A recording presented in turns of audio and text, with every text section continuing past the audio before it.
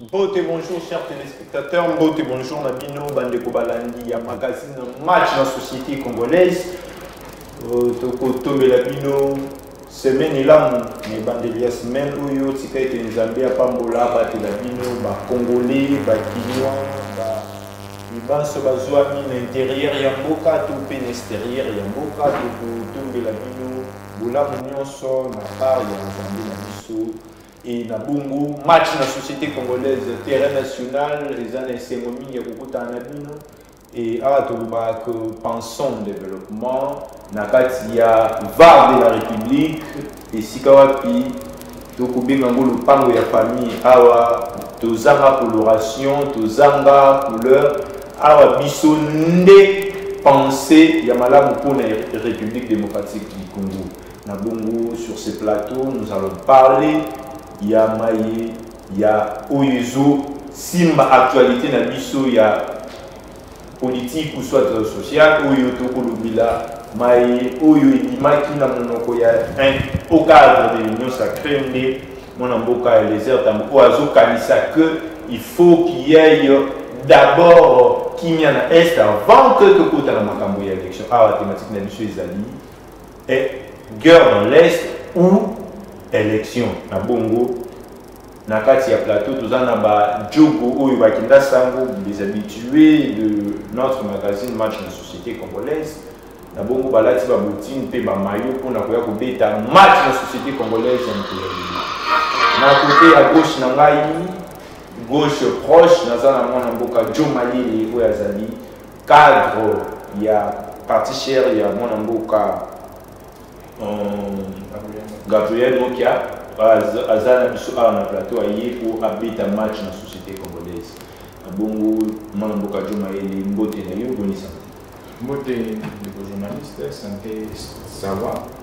Merci pour ton invitation. Merci à Naneng de Zadia, après la plateau, Nabanda Bilingue. Je pense que nous allons parler République et je pense que l'objectivité va prôner la argumentaire à l'issue. Alors nous sommes là pour répondre à toutes vos questions, on n'a pas les questions taboues.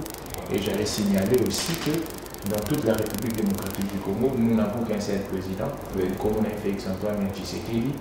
Et les seconds présidents que moi j'ai dans ma vie, c'est Gabriel Mokia qui est le président de mon parti politique. Voilà, les seconds présidents dans la vie. Au Poussani, à gauche, lointaine, droite, proche, les amis, l'analyste indépendant où a occupé ta match en société congolaise. Moi-même qui c'est un habitué aussi à match en société congolaise. Des amis, le représentant légal des jeunes de liste, moi, Namboka, Richard Chité, Mbote Nayo, Boni Santé. Mbote du grand arbitre national, Santé Zamala, analyste patriote. Voilà. Parce que nous sommes tous bateaux, toujours pensé que Moko évolué parce que bateau bazo Kambami sont bazani des patriotisme. Comme le patriotisme, les années Zamouli en Mboka. Pour ça, il y a d'abord pour l'intérêt en Mboka. Et puis l'intérêt en Mboka, on dit que ça, l'intérêt individuel, et ça l'a garanti. Voilà, namoni ba photo ya défense na yo, mais namoni logo les acquis la thèse, il y a un professeur. Voilà. De l'autre côté, tu as na mona Mboka Bruno Mimbenga. Wazali cadre ya nouvel élan. Parti cher à Adolphe Musito, Basali, Tribune, Nabango tourné, Nabandundu. Tout le monde est né les canards qui m'ont beaucoup de Merci Newalvitre, merci pour l'invitation à le débatteur Bot. Félicitations à Neko Charlie pour la défense naé et puis Boébi que mon amboka Adolphe Musito qui n'a pas parmi les trois provinces et les membres, il n'y a pas de nouvelle là. Et ici force, c'est un mot. Aux hommes à mon amour, Adolphe Moji, on a qui ça. Et j'arrive pour élaborer directement offre politique pour présenter dans ma Congolais et puis tout le Bangladesh va tourner sur l'étendue du territoire national pour nous essayer que nos nouvelles élan à Zanon n'a pas lié, mais à ici force n'a pas. Donc on a tout bien ça sur la Moka le 11 avril. Biso na nouvelle là de besoin bateau ya commandement ya la moka autre temps ça peut être l'activité en cash parce que on a biso a décidé depuis bazui le commandement la moka batika ya pour organiser manifestation moroté et on a besoin mona koto bo makamba seni insécurité ba force régionale angolais donc aucune activité on les a autant c'est que non Pepe a vraiment la Kanda. Il y a moins de choses le 11 avril. Et nous surtout pour la Fada et House Musica et mise reprise au salaire. Merci pour l'invitation. Voilà, merci beaucoup. Et tout Poussani et pas mon avocat Eric, il a le politologue, où il a bêta numéro 9 dans le match dans la société congolaise. Les défenseurs, Moboulutro, Bakini, Bamsous, Bakomi Gobuka, Bamsous, Bakomi Gosinika. C'est seulement que penser les autres pays. Moi, l'avocat Eric, il a une beauté. Merci arbitre national, merci à les téléspectateurs Landabuso. C'est une joie et na plateau nao et la thématique est nulle part ailleurs. Et j'en profite aussi na respect pour saluer les débatteurs nanga. En tout cas, na lingis invective et tout débattre idée, tout débattre vraiment République avec passion. Merci. Merci beaucoup. Pour la thématique de la guerre ou élection. Si ma question où est comme il les alliés, nakati ya biloko mibale wana to privilégier nini to sala na ngo nyonso mibale bandeko ya est ba voter to sala lolenge nini. Oui, merci arbitre national. Démocratie est une exigence non. République, pays est tambolaka, n'a pas exigence, n'a pas norme. Élection est un impératif constitutionnel. Élection, on ne peut pas s'en passer de ça.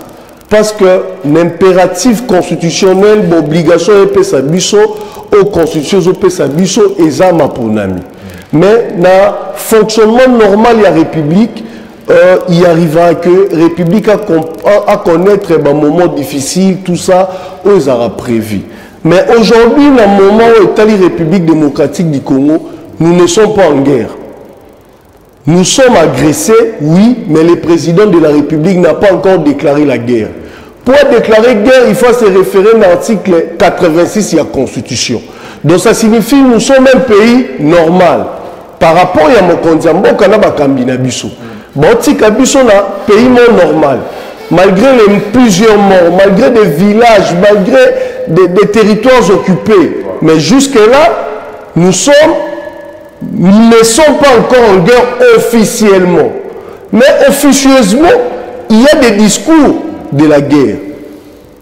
Mais la République ne va compter que ne va se mettre dans la peau de la guerre au moment où elle a décrété officiellement. Et en tenant compte, il y a des dispositions constitutionnelles. C'est à ce moment-là où nous devenons en guerre. Mais maintenant, nous disons nous sommes agressés, l'État est en danger, nous essayons de calmer les jeux. Mais nous ne sommes pas encore en guerre. Mais les élections est un impératif constitutionnel. Il n'y a personne qui peut se dire sans passer des élections. Il faut respecter la Constitution dans sa totalité, dans sa globalité. La Constitution a un corps et un esprit.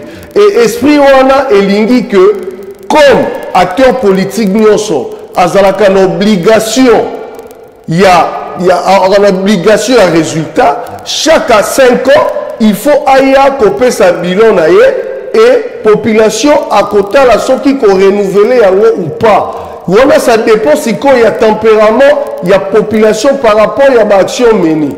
En tout cas, c'est un peu ça. Donc, tous les deux sont indissociables. Voilà, merci beaucoup. Nabongo to zongi pas na yo. Pour na kokelemo musika ya question auto tu peux poser ndeko Eric Ilambweki. Moi namboka Jomaï. Est-ce que vous ne sentez pas la priorité ou soit beaucoup kanisaki et ça n'est pas pour connaître c'est qu'il faut tout aussi misana de moko et puis tout accorder moko. Voilà, malbana mboka. Dans la vie, dans toute chose, il y a toujours une classification. L'égalité, certes qu'on peut avoir une égalité, mais dans l'égalité, on te dira qu'il y a un grand et un petit. Alors, moi, je serais un peu juridique, un peu doctrinal, pour essayer d'introduire égalité, différenciation dans ma lorsqu'il parlait, il a parlé de l'impératif qui est constitutionnel. Alors, l'impératif, c'est cette notion du fait que la loi est obligatoire. Alors, dans la loi, on n'applique pas une portion et l'autre portion, on la laisse. Non. Dans une constitution, si on a 229 articles, tous les 229 articles sont des dispositions qui sont obligatoires. Ouais. Alors, je vais me rabattre sur l'article 16 de la Constitution. L'article 16 de la Constitution dit que la personne humaine est sacrée. Et puis, il veut dire que l'État a le droit, le devoir plutôt de protéger cette personne humaine. Ouais. La vie humaine est sacrée. Si je vais avancer plus loin, dans le droit le plus fondamental, c'est le droit à la vie. Ouais. Alors, entre la vie et les élections, il y a une différenciation, il y a une classification. Parce que Moutoupo a voté, il faut en avoir un bon moyen. Au moins, c'est la classification de voter. Ce que j'avance plus dans la doctrine, on va vous dire que dans la doctrine, il y a naissance conventionnelle, il y a État. L'État est né sur base, il y a carence, il y a sécurité. Alors, ce qui se fait approche Wana. Sur la classification, vous allez comprendre que d'abord, c'est l'aspect sécuritaire qui prime et l'aspect électoral, bien sûr. Vous voyez que dans les siècles antérieurs, il y avait des structurations ou des organismes qui existaient, où va pouvoir résoudre la forme. La vie humaine existait, mais les élections n'existaient pas, mais ces personnes existaient. Par exemple, il y a une monarchie, il y a un royaume, il y a un empire, il y a une manière de vivre, mais les élections n'existent pas. Les élections sont venues pour essayer de normaliser le pouvoir politique. Il ne faut pas avoir un habit à pouvoir. Mais dans le contexte actuel, il y a la République démocratique du Congo. Il faudrait faire un distinguo, il faudrait faire un choix. Les élections demandent de l'argent. L'aspect sécuritaire demande de l'argent. Alors, il faudrait commencer à faire une analyse entre l'aspect sécuritaire et les élections. Où est-ce qu'il faut injecter l'argent? Et puis, mon frère a dit que tout ça, déjà, il a eu un moment, il naviguait dans les concepts pays, un moment, il naviguait dans le concept État. Bon, moi, je vais prendre plus le concept étatique. Il dit que tout ça, dans l'État, actuellement, il est normal. Non, il est normal. Tout ça, il y a dysfonctionnement, parce que du fait qu'à l'article 85, on déclare déjà l'état de siège, ça signifie que partie à l'État, ils ont un dysfonctionnement. Pouvoir militaire et comme il place Moko, ils ont géré. Donc, il y a un dysfonctionnement. Donc, aujourd'hui, il y a de la mer à boire. La meilleure façon à faire, c'est que nous avons proposé, il faut faire parler les textes. Faire parler aussi sa place, il faut faire parler les textes constitutionnels en incluant une nouvelle disposition. Par exemple, on a alinéa 3 à l'article 70 pour dire qu'en cas de contrainte, on va définir en cause de contrainte économique, cause de contrainte sanitaire et cause de contrainte sécuritaire. Le chef de l'État ou celui qui a la mandature a la possibilité de proroger son mandat pour 24 mois. Parce que la notion de prorogation, elle est constitutionnelle lorsque vous lisez l'article 76. Voilà, merci beaucoup.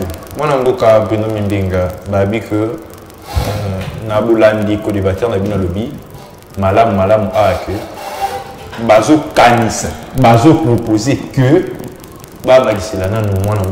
Félix Tshisekedi Mikolo assis à la guerre et puis Tokende na Mapuna. Merci de voir les bitres. Baba c'est la moi n'a pas pété Tshisekedi pour assis ça va tomber à immeuble ou pas ça va voyage. Il y a quelque chose à dire moi. La plus belle femme d'homme c'est qu'elle a. L'UDPS nous a donné les compétences. Na zomituna. Biso ba Congolais, biso ba jeune. Surtout tout quand c'est que non arrivé à l'Assemblée nationale où il va la biso ba bibé comme on malade. Mais plus grave, et ça aussi la mawana soni ya comme on ba député, ba journaliste soi-disant. Bazolo ba que non toki koloba na maponamité sans pour autant aussi s'habituer na est. Mais ça passe. Baïbisana Missikani ni monsieur, moi n'a pas pété Tshisekedi. À Kenya l'Assemblée nationale a réuni 2 chambres. En congrès, voilà, vie ça. À partir d'aujourd'hui, nous déclarons la guerre avec le Burundi, soit avec le Rwanda. Place, il va déclarer la guerre dans Mboka. Notre pays n'est pas en guerre. Mboka na biso, ils ont juste la menace au voyer. Agression, si je peux dire. Agression appelle les alliés entretenus dans les Congolais basés dans la carte de Makamboa. En l'occurrence, nous voyons directement l'UDPS. Oui, c'est là qu'il faut coopérer dans le 1, 2, 3 depuis Bazala qui n'a pas depuis. Mais papa, si tu as dit que tu as dit que tu as dignitaire et un régime passé dans le régime au basé dans la carte. Donc, pour la biso, priorité pour la possibilité de la Est. Et c'est notre reporter l'élection. Priorité, il faut qu'il y ait une élection. Parce que si vous avez une élection, vous allez voir, les Congolais vont voter, les Bakoya na makanisa kosili sa bitumba est. Ba Congolais ba savoir na bango na batu oyo bakoya, o ba ko créer misala, o ba ko vendre cette économie en mboka, o ba ko maîtriser taux ya dollar. Maintenant besoin que non, besoin na bilan ko ezala largement positif. Besoin na budget ya mbongo ya 16 milliards. Mais bon, organiser ma pour nani. Parce que na kambo o dola qui bien que non, UDPS ezala qui préparer pour na gérer la République. Alors ba créer ba insécurité. Insécurité, monsieur Awa na Kwamutu, Awa Boy. Parce que insécurité dans l'Est, alors la milite va coincé, sur la raison que non, voilà notre pays est en guerre. Il sera place inine. Au moins, on n'a pas besoin de se dire, que non, voilà mon canabis toujours en guerre. Et ça, c'est comme côté. Donc, on les a pas faux fouillants. On ne connaît pas dans l'état de siège. Que nous avons déclaré, sur l'état de siège, on ne peut plus parler de guerre et que ça. Non, état de siège, pour dire, on n'a pas besoin de se dire. Tant que notable à la province orientale, il y a un échec. Que notre ténèbre aux Aliouana, tu fous déjà caution à $100 000. Et ça déjà piégé, mais c'est ce qu'il dit. Pour les autres, pour les gens qui ont foutu la caution, ils ont quitté. Il dit papa, ceux qui ont caution, ils ont dit que tu fous déjà caution. Ceux qui ont caution, la propagande de mon arrêté, vous allez voir des provinces qui tirent 25 provinces. Bakotia 22 millions de dollars américains pour que non 25 provinces. Mais nous avons 26 non. Province moko déjà ils ont lié caution. Donc 25 pays qui la caution là pour la propagande dans sens dans le donc pour la biso élection ils allaient priorité parce qu'il y a un européen ça va comme le pouvoir il y a aucun européen ça soit tu vas soit travailler malade ou soit il y a que sanctionner bango pour la biso pendant la biso union dit sacré babu mama biso déjà na kati ya nouvelle là na kati ya lamuka bo moni force pour tout ça démonstration peuple congolais disque nyonso nouvelle le kotambola baza pour réclamer retour ya mwana mboka pour mozito pour na kolba que non depuis le kenda dollar le poni na quoi combien 24 000 francs. Merci beaucoup. L'IPA qui a 80 francs à l'époque.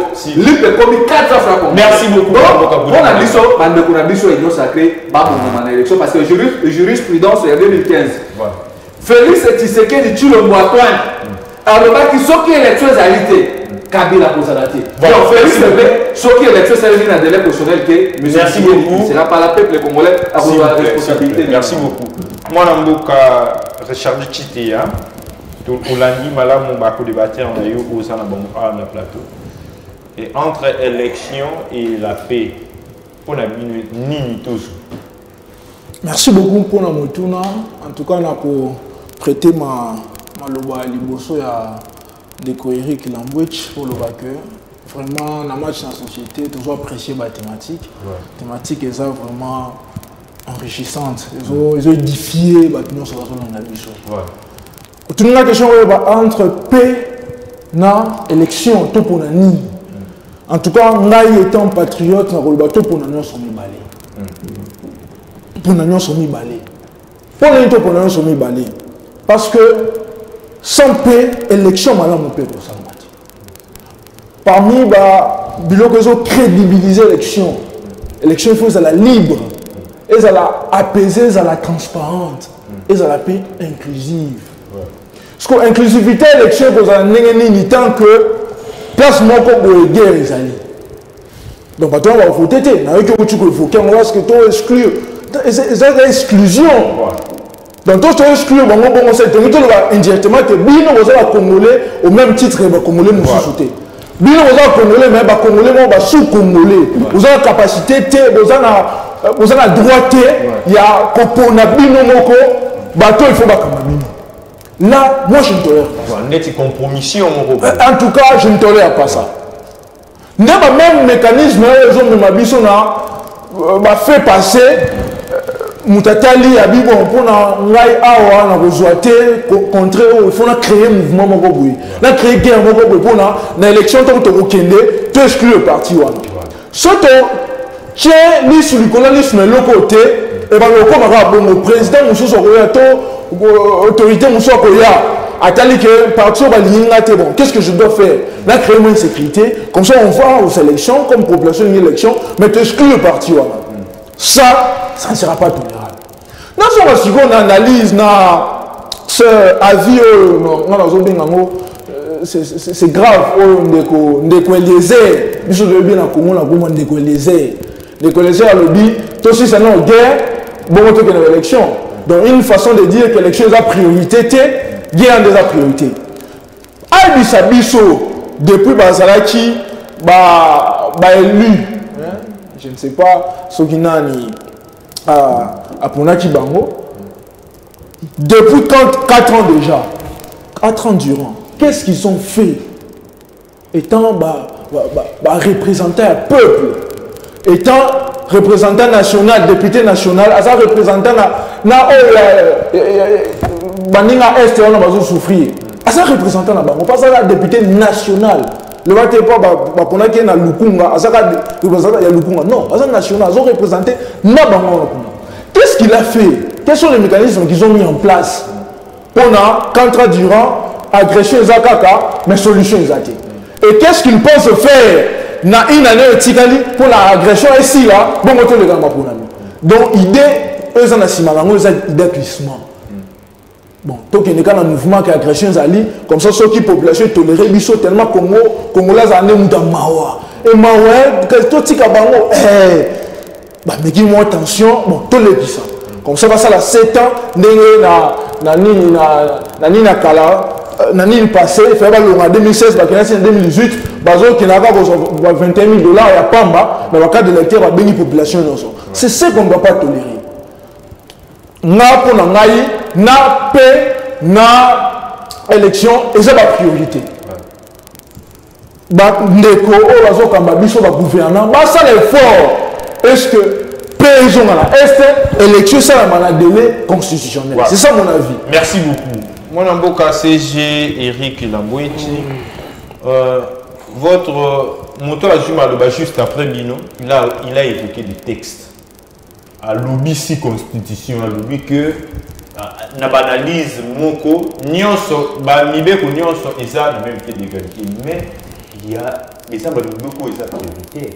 Loko là nandako na yo soko zali na kati ndako na yo soki mwasi na yo to mwana na azobela et omoni kuna ba ko lekana peut-être na chemise na nzela oko privilégié na ko ma chemise te mais maintenant nous on hôpital pour moto ami canal et mino moko kanisa nini pona merci Norie Bissaye à sali confusion. Pourquoi? Il y a ce que nous appelons les contrats sociaux. Les contrats sociaux, c'est ce qui fait même appel à la notion de l'État. L'État existe d'abord pour une seule raison. Alors, l'État existe pour une seule raison, sécuriser les personnes et leurs biens. Ça, c'est le rôle primordial de l'État. Donc, quand un État n'arrive pas à sécuriser sa population et ses biens, ça signifie qu'il y a effondrement de l'État. C'est comme Moutouro et Bapessi un mandat, c'est une obligation de sécuriser les Congolais. Il fait 5 ans au pouvoir. Il n'a pas réussi à sécuriser les Congolais. Et on a privé à mesure à servir pour sécuriser les Congolais. À qui peut priver les Congolais tout les droits des droits. L'élection, c'est les droits des droits. Ça signifie que qui à moins que ça ait une monarchie, à moins que ça ait une oligarchie. Mais la démocratie, la république, qui ko privé au droit des droits na yoté. Droit des droits na la kisini. Yo mutozo pour la muto ya kokamba destiné na bino.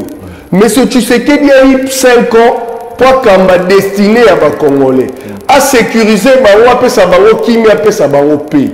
Malheureusement, sacralité à vie on a un mécanisme de constitution pesa qui est notre dévotion à pouvoir malheureusement à utiliser à côté. Maintenant, on voit qu'il y a une différence de l'article 85 et 86. Ça signifie que l'article 85, on lui donne en collaboration avec l'Assemblée nationale, le Sénat, il y a déclaré état de siège ou état d'urgence. Mais pour la guerre, il faut d'abord Conseil des ministres et puis siéger dans le Conseil des ministres. autorité supérieure à la défense et PCP avis favorable dans le conseil des ministres et a eu autorisation. Moi, ils autorisation. Il y a Sénat, il y a chambre haute, il y a chambre basse. Et c'est à ce moment-là qu'il déclare la guerre. Et maintenant où aujourd'hui il est, son pouvoir est finissant. Nous sommes dans une année électorale, dans un temps suspect. Dans un temps suspect, en 5 ans, il n'a pas fait cela. Et maintenant, il va le faire pour priver les Congolais des droits. Voter les droits des droits. Ça signifie qu'il a l'obligation, parce qu'il a les moyens nécessaires, il est le garant du bon fonctionnement des institutions, il est le commandant suprême. Est-ce qu'il est fier aujourd'hui d'être le commandant suprême de d'autres armées? Point d'interrogation. Mais s'il est fier de cela, il a l'obligation de protéger les Congolais, mais il ne peut pas priver aux Congolais les droits des droits, qui est le vote. Merci beaucoup. Tout ce qui ne suit pas, moi, je suis awa ba kota de sabiso clairement que procédure wana oyo ya bino ya ko privilégier ou soit ya ko tia na ko lo ba ko tia préséance, voilà ko tia préséance na kati ya ba loi eza malamu te, il faut exécuter en union so mibale, mais sinon awa na minute oyo bino pe tant ba pesa ki bino déjà ya ko si sa guerre na est, il y a pour ça pour les Congolais beaucoup qui ça la beauté. Et maintenant temps supplémentaire au beaucoup il y a ni dessus. Je pense que Nakolo Bayabande Gonanga, j'ai décidé beaucoup de choses. Au fait, lorsqu'on parle de la préséance ou de la prééminence, c'est pas moi qui l'ai dit. Même les textes légaux ont une certaine classification. La hiérarchie des normes. Il y a la Constitution qui est prise.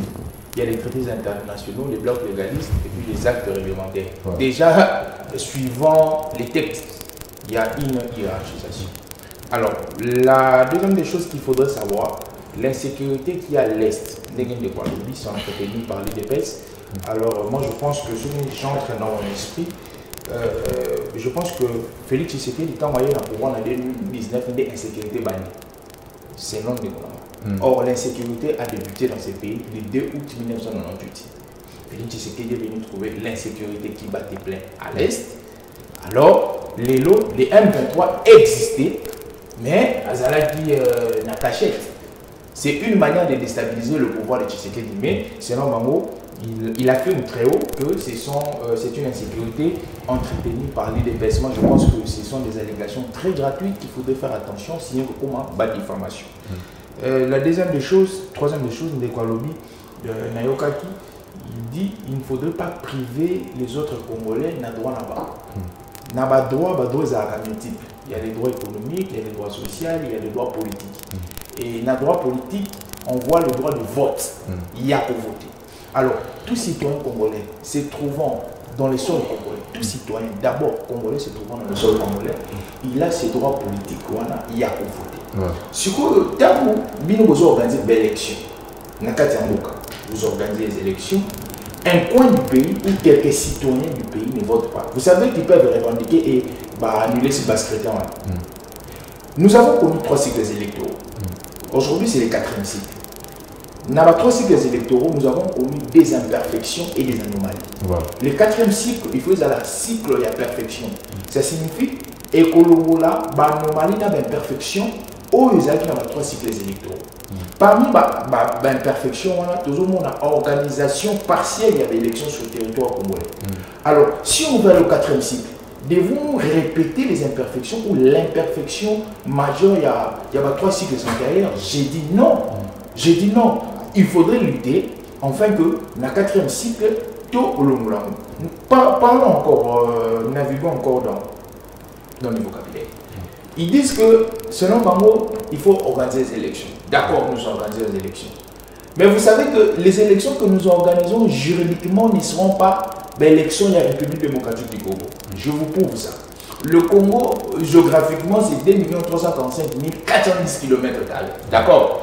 Vous organisez les élections aujourd'hui. Vous dites que Bounagana ne va pas voter, Routour ne va pas voter. Donc, déjà, c'est une portion de la RDC que vous enlevez. Voilà. Est-ce que tu as sur la République démocratique du Congo?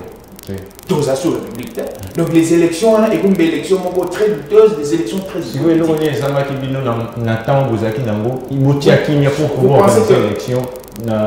depuis que Félix Tshisekedi est au pouvoir, depuis qu'il est au pouvoir, il a employé des mécanismes pour pacifier l'Est du pays.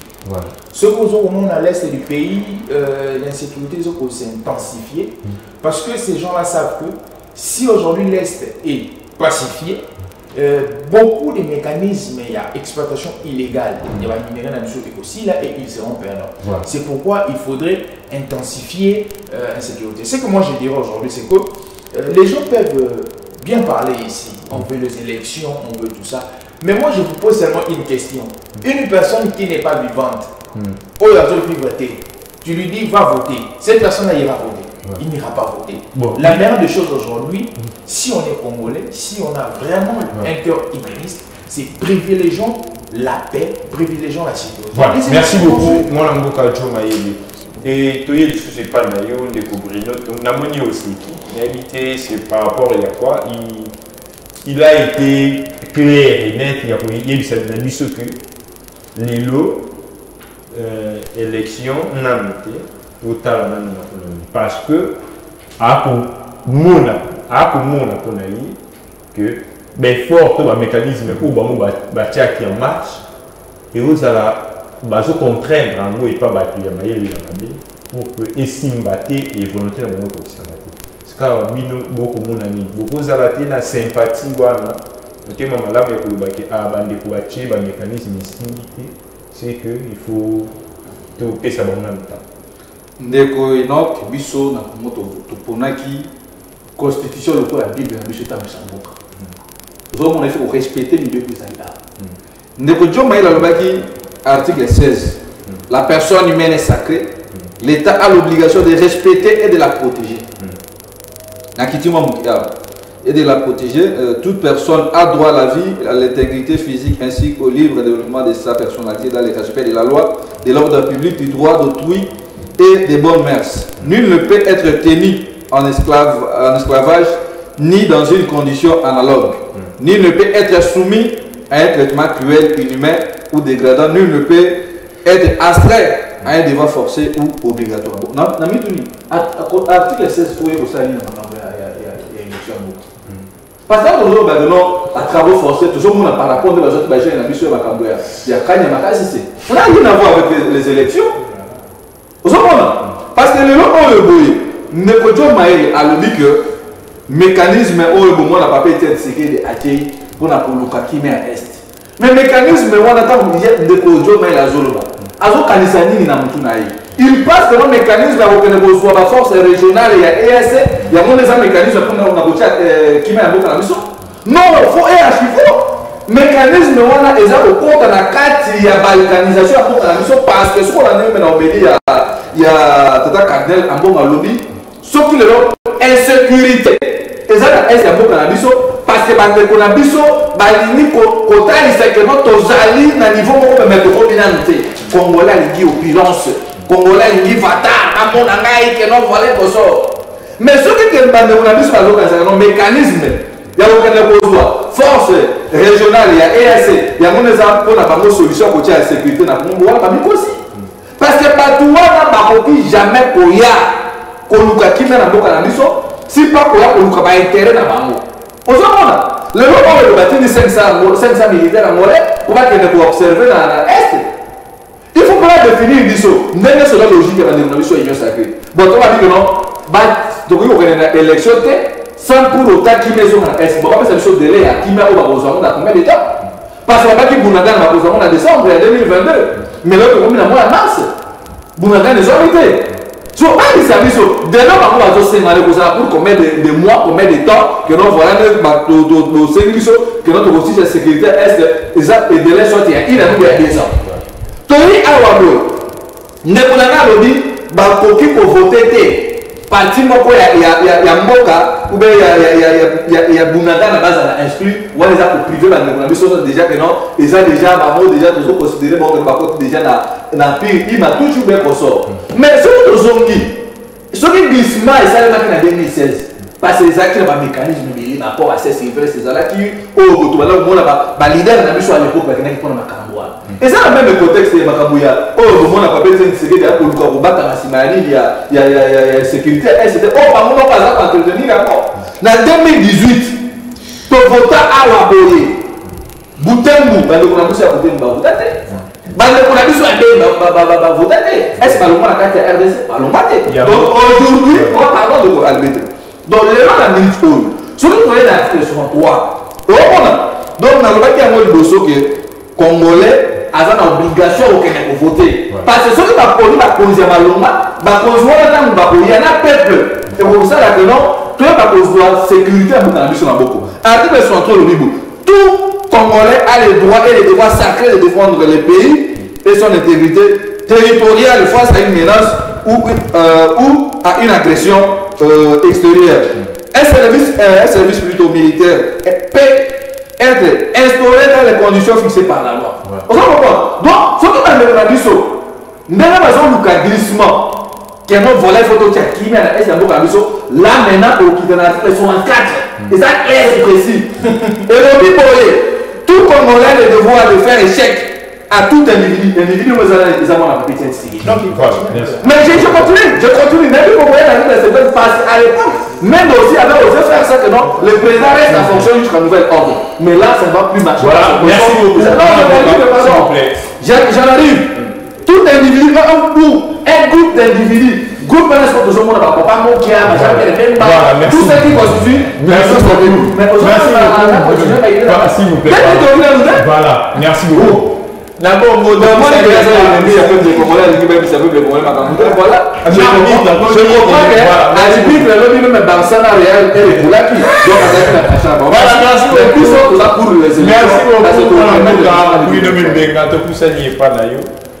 vous pensez que moi, il faut pour la les grillons, pas le bac, l'élection de monsieur Eza compromis pour que non. Bandi comme sous au contraire mon où est ça dans quatre pays où est ça reconnu officiellement dans quatre pays ba voter au bon ça même ba représentant na bango na kati il y a ba hémicycle il y a beaucoup te ba koza na te ba créer bango ba représentant comment ça oui ça système o to ebi ça va bongo ça la manda bongo plusieurs fois ata ba cri d'alarme zo pesa mata ba alerte zo pesa ma ntaki pas bango te ba créer bango. Moi, je reviens sur ce que Nekonanga Bruno Mimena au le bas. Ça ne serait pas bon de répéter les mêmes erreurs. Parce que l'élection passée, Boutembo, Benye, Votakate, bon. Non. Nous devons, nous, Congolais, être plus exigeants des gens à mission. En tout cas, les Congolais, c'est comme si tu n'avais pas grandeur dans la mission. Tu n'avais pas valeur dans la mission. C'est nous qui votons ces dirigeants-là. Bisson ne trompe sa pouvoir dans Batouana.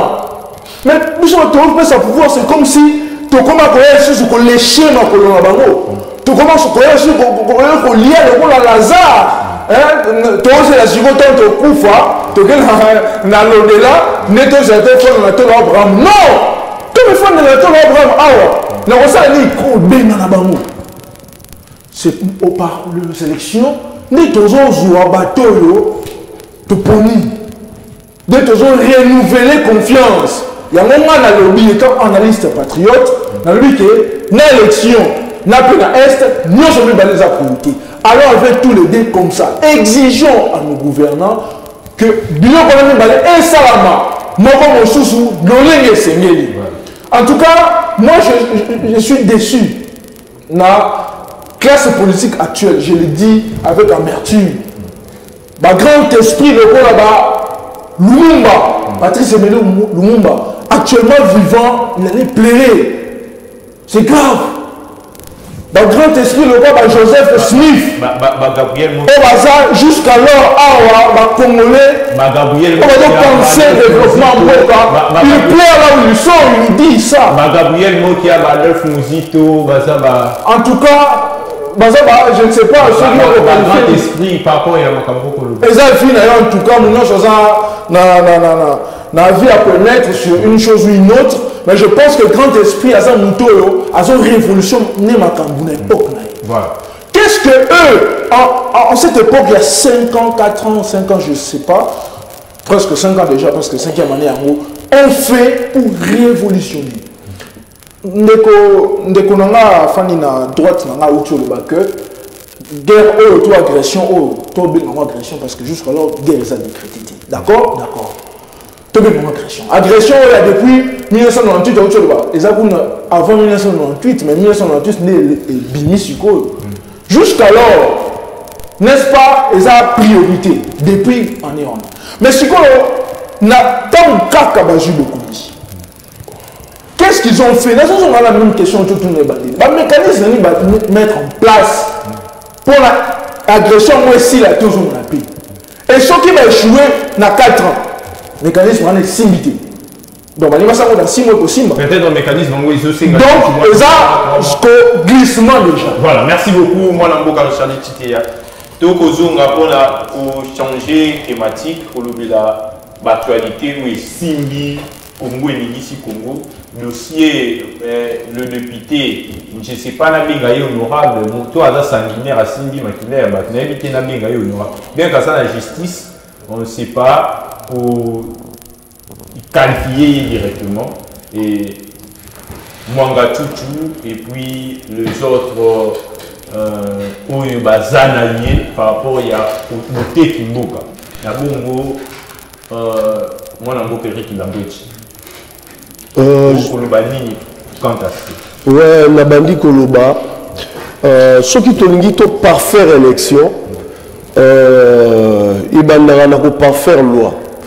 So tali loi électorale ya tout au monde qui loi électorale ya nous ils ont même ba difficulté et belé.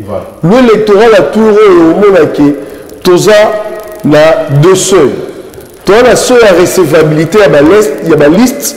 Et toi, la seule dissous, il y a résultat de la population, il y a ma voix, il y a ma urne.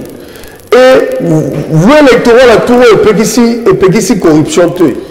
Depuis tant que nous avons des t-shirts, des polos, des mécanismes et des contraintes sur la salle à voter. Au lieu de la vote d'idées, vote à projet, en tout cas, loi est protégée, rien ne peut pas faire. Et surtout qu'il y a un fichier. Sotali façon conception au fichier au CENI en Pessabiso. Déjà, ils ont estomaqué Bisso. Parce qu'il y a des gens qui ont des machines d'enrôlement à la maison. Il faut évacuer centre d'enrôlement. Il y a un comme centre de vote. Et comme un bureau de vote. Donc, et il faut évacuer déplacement de masse. Il y a des gens qui se déplacent au monde en Mabatwa Tchangou Baye, Basarolé na Lemba. Basarola qui peut déjà na Tchangu, Batouafuna Bakeli sous tout ça pourquoi Evimbisa, l'électeur Evimbisa seul comme ça contre Wana, Erboya na liste à répartition, siège, comme on a contré Mobakoma, Baoutemsou de 3 députés à 14 ou à 15. Donc ça nous amène dans des circonstances où ils ont même chose dans l'ambiguïté. Donc la CENI, nous sommes déjà et même abisso vers les murs. Nous allons droit au mur. Ma machine, il y a enrôlement, ça se retrouve dans des maisons des gens. Et ça va permettre, il y a à l'âme à bateau, accident, on découvre, il est bon, on dit qu'on est à saisir ma machine. Donc ça signifie la crédibilité du fichier, du processus est déjà, en tout cas, on doit y voir, c'est déjà biaisé. Et on dit que les prémices sont fausses, la conclusion est fausse. Et pour Mwanga Chuchu, c'est parmi les acteurs du RCD Goma. À Outina RCD Goma, ils sont nombreux. Mwanga Chuchu n'est que la face. N'est que la partie visible de l'iceberg. Mais Mwanga Chuchu Baza tellement ébélé tous ces gens-là. Il a été amnistié plus de 2 ou 3 fois. Comment une personne a conquis qu'on détenir 3 quarts à Roubaix? Ça signifie qu'il faut foncièrement que l'État annule d'abord ses certificats fonciers au Azoua ou et ça probabilité à comme à 3 quarts à Roubaix. Et il a investi dans plusieurs domaines et il est fortuné. Mais tous ces gens-là qui entretiennent des groupes armés, Tous ces gens-là sont connus. Nos services ont leur nom. Les compliqués, tous ces gens qui gèrent les services, la majorité sont infectés avec eux. Donc, il fallait contrôler les contrôles maintenant est commis dérisoire. D'où, procès à mon achouchou, je demande à la population de se veiller, de se lever. Il faut toujours justice moro et à la forte. Il faut payer balandelaye à son nationalité congolaise. Comment il est devenu congolais? Effectivement, le fait déjà d'être Mouniamoulenge, il n'est pas congolais. Parce que chez nous, la nationalité, c'est par rapport à la tribu ou l'ethnie. Soza Moulouba, c'est parce que tu parles Chilouba. Si tu es Mounianga, c'est parce que tu parles Kinyanga. Si tu es Moubunda, c'est parce que tu parles Kibunda. Si tu es Mouyanti, c'est pas tu parles les Yanti. Mais lui est Mouniamoulenge. Mais il n'y a pas une langue Moulenge ici, tandis qu'il parle Kinyarwanda. Ça signifie, quand on lit Léon de ces moulins, il n'y a aucune ethnie chez nous qui s'appelle Niamoulenge. Ça signifie... la constitution, tu peux dire comment reconnaître tes constitutions, le but lobby bongoté que Niamoulenge baba congolais. Il n'y a aucun article qui le dit. Il n'y a aucun arrangement parce que nationalité collective, faut m'appeler ça, Mobutu avait aboli ça en 1944. Il n'y a aucun texte qui reconnaît au Congo en nous disant qu'il y a les Banyamulenge qui sont congolais. En tout cas, il n'y a aucun livre. Et par rapport à cela, qu'est-ce qu'il faudrait faire? Il faut que l'État redevienne fort. Quand l'État est fort, l'État met des structures et des canaux pour empêcher les désordres dans toute sa partie. Merci beaucoup. Mon amboka Bruno Mbenga. Boza auto-chargé, CG, pour la hospitalité au Bazalaki. On a été trop bon, trop couillon. Il y a Kouyamba, Bande Koulokola, Niamubengi, Nakati Mboka na biso, Nakofongola, Kaba Fonctuaire na biso. Et maintenant, il y a la Makamboluke de biso, Mwanga Chouchou et le Zaria, monsieur Azaria Surubero et les autres, comme causer ce préjudice na bien-être de la population. Neko arbitre, moi ce qui n'a jamais par rapport à ma campagne d'élection. Je pense que pour solution pour la Est, biso déjà dans le pays de Kayambo, il faut faire la guerre avec le Rwanda. Si seulement si le Rwanda va adresser biso. Et puis de deux, le non, toujours bundaté parce que tout ça sous embargo. Embargo et l'ongwe, jusqu'à peu le contraire, toujours mon solution, même prime à militer dans l'Est. Il y a $40 au baba qui va même café, même moi sucre, poison, énergie. Et puis je me pose des questions. 16 milliards au bazo, le baba, nous avons budget, mon facteur, nous avons comment, nous avons comprendre jusqu'à peu le contraire. Parce que vous avez un budget de 16 milliards. Vous dotez armée d'un budget à 1 milliard, mais les choses n'évoluent plus. Donc, moi je pense que ma élection, on ne peut pas dire que non, priorité dans la minute où il faut que Luka Kinya. Kinya, on arrache la paix. La paix ne se donne pas. Mais à face de nous, nous avons des dirigeants pouvoir Nabango et Outaki n'a compromis à l'africaine. Ces dirigeants-là n'étaient pas élus par le peuple. Il y a une manière pour la mission en 2023 que le peuple a voté par Kandi, par dirigeant Oyoboye. Il y a un pouvoir, il y a contrôler à tout moment que non, mission par exemple, non, priorité dans la mission Zali pour vendre ses économies. Priorité dans la mission Zali défense. Et que ce qui est au salaire à voter. Le peuple a conceptionné mission. L'UDPS nous avait dit à l'époque, le peuple est d'abord. Mais aujourd'hui, nous voyons les voyages, les arrestations, les compétences qu'on sort. Alors, dans ce monde, on a dit que non, l'élection à 2023 est comme la raison est belé. Donc l'UDPS a échoué. Donc bazana le komokote ya kobakono tokende bopé sa bisota parce que tout le monde même à l'époque mission na kati la muka nouvelle temps dozoloba. Que non, il faut na seni d'abord. Monsieur Azawana akomaki na nzela ndenge nini. Bomona nanga junior de Nikadima. Ba mema e baba dodo kamba ba passer roi ba kena ko komisa e président seni. Sans pour autant que nous avons une confession religieuse, on a d'accord.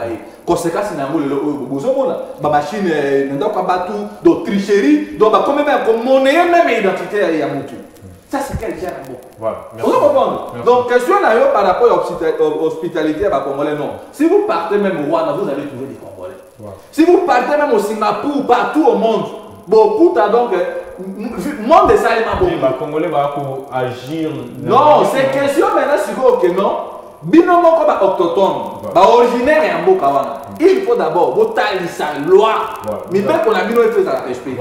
Tant qu'il y a binomo comme en Boka besoin respecter les étrangers vont respecter. Mais le lot au bout. Tant que besoin mon tant que Emmanuel Macron a dit il a dit à M. Tshisekedi depuis 1994 vous étiez incapable. Alors depuis 1994 on a l'époque de dirigeant.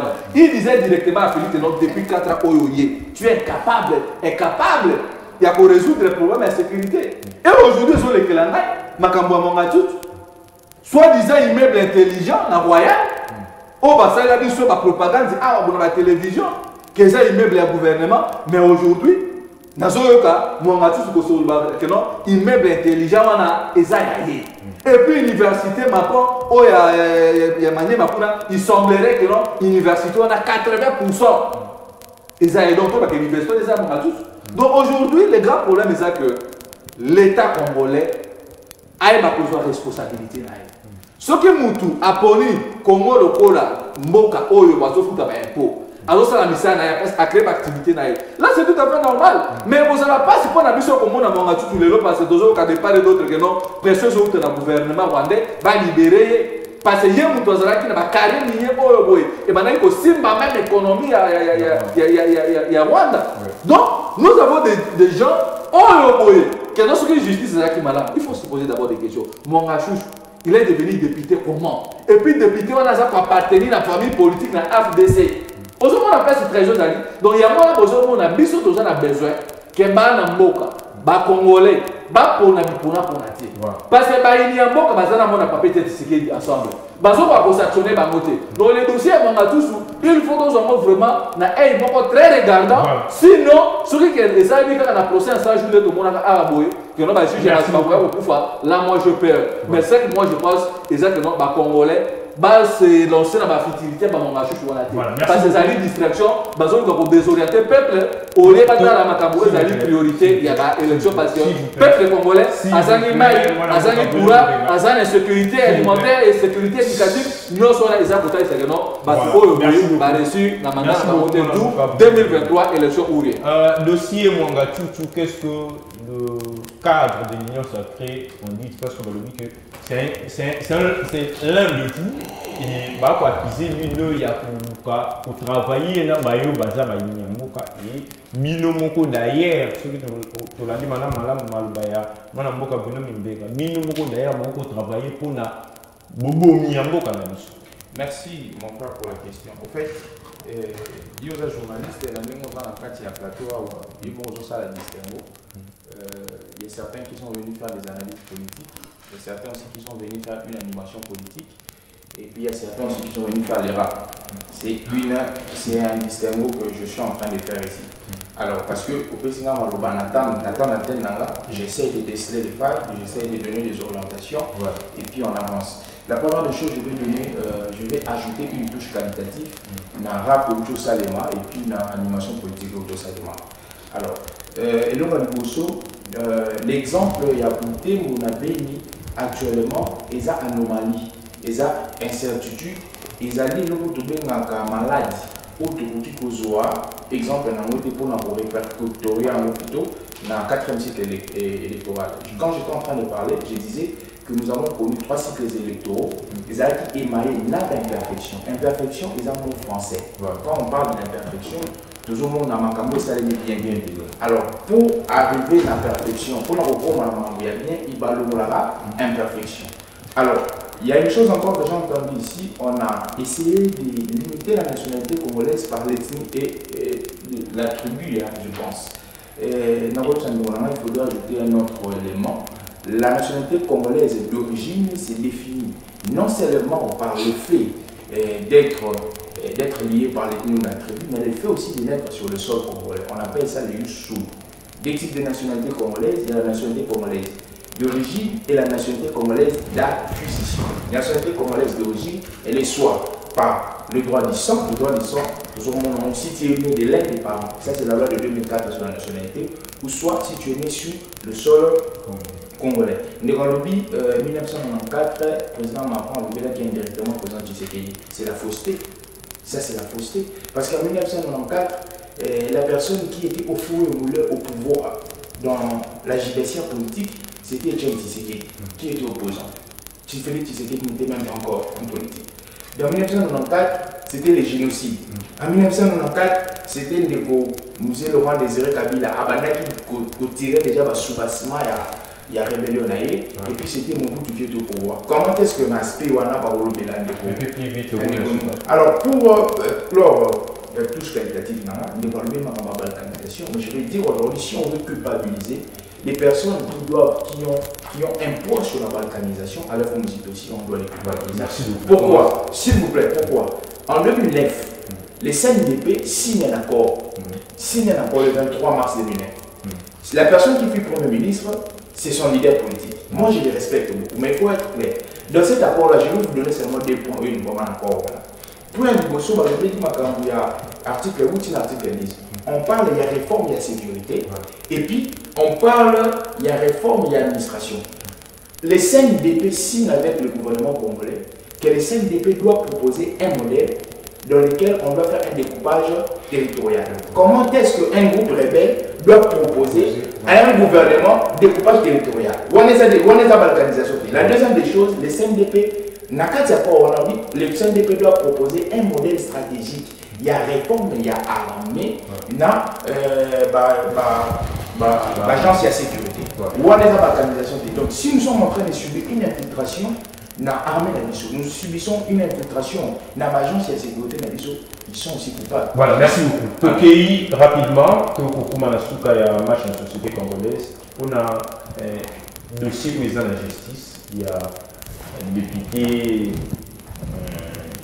député Yambo Kanabiso Mwangachu. Qu'est-ce que vous en dites dans la réunion Soana et puis Tokokuma Nasuka? Établissez clairement que les élections, les nominations, moi je le prends dans cet aspect-là, parce que je ne pense pas que na kimné les quartiers na fandi na munga fula commune na zali que mutu moko bo outil place à outil tu ebiété tu zupe tu voter massivement. Je ne pense pas. Donc ce qui déjà mwanga chuchu gozoloba aza député alors que Azana Balina Rwanda et tout ce qui s'ensuit a commis député. Et ce sont ces missions dans le côté là, il y a pour ça l'introspection.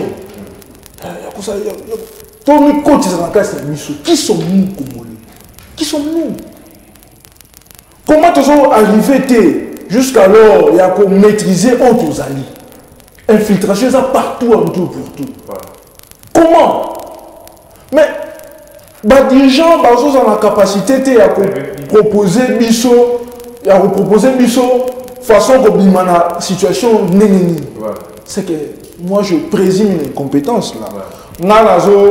Je suis de ceux qui pensent que Mboka peut avancer, étant donné ses patriotes, pour César que Mboka a pu avancer. Voilà. Donc il y a un sous Koloba, tout le monde a une insécurité par rapport à l'Est. Tout le monde a une insécurité sanitaire, il faut qu'on manque de lien. Il peut commis 500 francs. Et ça peut insécurité. Voilà. Si suffit tout le monde a une insécurité, de façon générale, c'est que l'insécurité, on a tout le monde a aspect. C'est que l'élection que ça a raté beaucoup. L'élection ça n'a pas parce que l'insécurité, ça en tout et pour tout. Voilà. Sanitaire, on a cher. Cher, on a fait. Il y a qualité bien dit. Voilà, merci beaucoup. Jus, comme ici, ça, mais jus, on est là colorant. C'est grave. Donc, l'insécurité, on a l'aspect. Ceux qui doivent le bénéfice que, avant l'élection, il faut sécurité zone là. La base peignante, c'est que l'élection que ça m'a beaucoup. Merci. Donc allons avec tous les deux. Merci beaucoup, moi Namboka le Chardi Chitea. Donc comme il y a souka, il y a match en société congolaise, il y a mon collègue de nous. À la terrain national, bar de la République et Sikawa Pimotonio, ça y a compris ça va à vie, envie naïe pour l'émergence. Il y a école on a biso na Bongo, match en société congolaise, magazine de proximité, terrain national, le camp de la famille, et pour tomber la mino, semaine et là. et ngamoko arbitre national na nesengo mingi ya ko kutana na bino na mokolo ya lelo. Merci à nos invités mwana mboka Joe Maïli, merci à vous, merci Richard Chitea, merci mwana mboka Bruno Mimbenga, merci arbitre national Ilamboichi Toksesino, merci Bino Baïbo Landi Biso na bandako et botikala malamu match na société congolaise et comme la souka ce qui a remis pendant la béticité ko la botine te po qui bat terrain ou et tout du Milan.